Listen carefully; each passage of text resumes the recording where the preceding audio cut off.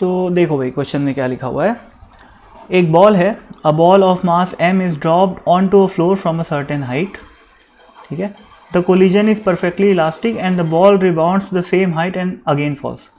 मतलब बोला है कि मान लो ये ज़मीन है ना, ग्राउंड, और इसके कुछ ऊपर से अपन लोग एक बॉल को ऐसे ड्रॉप किए, तो ये बॉल ऑब्वियसली नीचे जाएगी, इसकी स्पीड बढ़ते जाएगी बढ़ते जाएगी बढ़ते जाएगी, और यहाँ पर ही क्या करेगी, कोलाइड करेगी।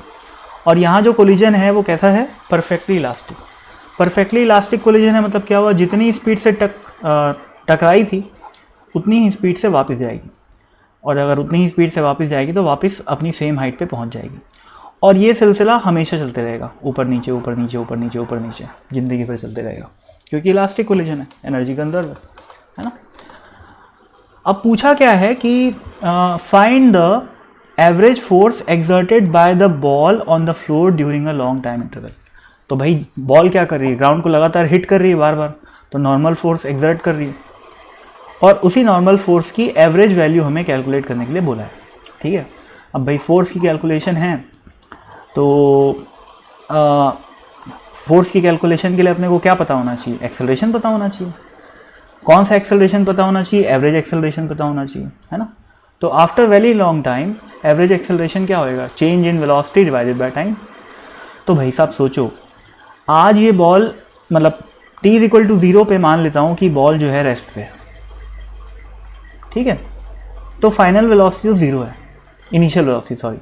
और बहुत समय के बाद क्या हो जाएगा, ज़्यादा से ज़्यादा बॉल यहाँ रहेगी यहाँ रहेगी यहाँ रहेगी यहाँ रहेगी, कहीं इन्हीं सारी पोजीशन में से कहीं पर एक रहेगी, और उसकी वेलोसिटी कितनी ही हो जाएगी, ये हाइट तो फिक्स है ना, सबसे नीचे उसकी जो वेलोसिटी है वो कितनी है, √2gh। तो जो भी t इक्वल टू काफ़ी देर बाद, मान लेते हैं 1000 साल बाद, है ना, जो भी वेलोसिटी होगी वो 0 से लेकर 2gh के अंदर ही होगी।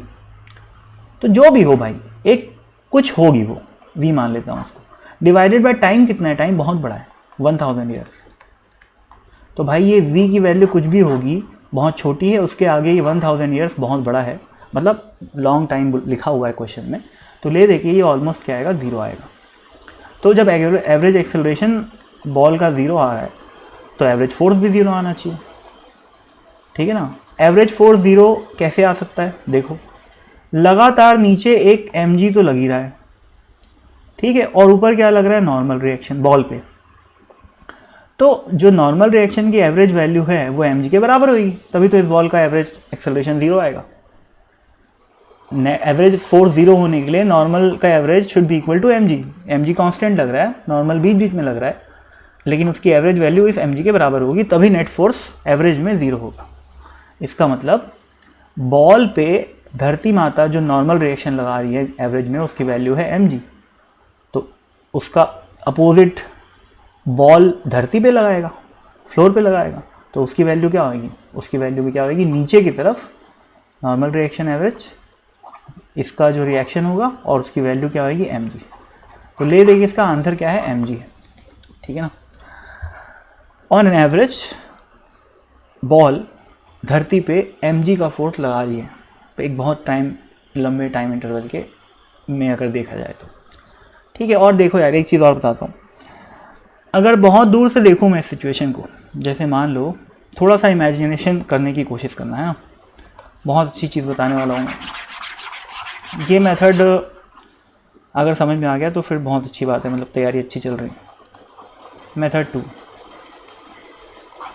ऐसे सोचो भाई, ये मान लो धरती है, दूर से देख रहा हूँ एकदम, और ये बॉल है, ठीक है। तो भाई ये बॉल की पोजीशन में कोई चेंज आ रहा है क्या, नहीं आ रहा है, लगभग सोचो, लगभग कोई चेंज नहीं आ रहा है। अगर मैं बहुत दूर से देखूँ, बहुत देर बाद देखूँ, इसका मतलब साफ है कि ऊपर यदि नॉर्मल रिएक्शन की एवरेज फोर्स लग रहा है और नीचे अगर mg लग रहा है, तो ये और ये सेम ही है, ठीक है ना, क्योंकि बॉल की एवरेज पोजीशन भी चेंज नहीं हो रही।